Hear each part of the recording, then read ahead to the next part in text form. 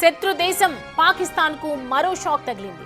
ఆ దేశానికి సంబంధించిన ఓ హిందూ మహిళ పాక్కు కంటిలో నలుసుగా మారిన బలూచిస్తాన్లో కీలక పదవిని చేపట్టారు. బలూచిస్తాన్ ప్రావిన్స్కు చెందిన కశీష్ చౌదరి బలూచిస్తాన్ అసిస్టెంట్ కమిషనర్గా నియామకమయ్యారు. కేవలం 25 ఏళ్ల వయస్సులో కశీష్ బలూచిస్తాన్ ప్రావిన్స్లో పెద్ద బాధ్యతను స్వీకరించిన పాకిస్తానీ హిందువుల మైనారిటీ కమ్యూనిటీకి చెందిన తొలి మహిళగా చరిత్ర సృష్టించారు.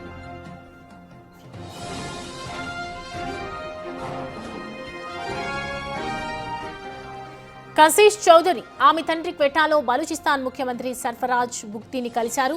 ఈ సందర్భంగా బలూచిస్తాన్లో మహిళలు, మైనారిటీల సాధికారత, ప్రావిన్స్ అభివృద్ధి కోసం కృషి చేస్తానని కశీష్ చౌదరి ప్రతిజ్ఞ చేశారు. కశీష్ చౌదరిపై బలూచిస్తాన్ ముఖ్యమంత్రి బుఖ్తీ ప్రశంసలు కురిపించారు. దేశానికి బలూచిస్తాన్కు ఆమె గర్వకారణమని అన్నారు.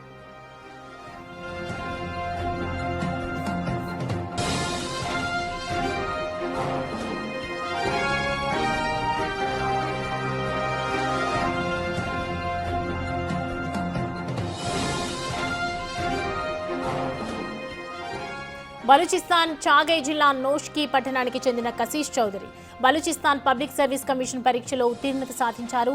కశీష్ చౌదరి ఈ విజయాన్ని సాధించడానికి తాను 3 సంవత్సరాలు అవిరామంగా చదవాల్సి వచ్చిందని చెప్పారు. ప్రతిరోజు కనీసం 8 గంటలు ప్రిపేర్ అయ్యేదానినని వెల్లడించారు.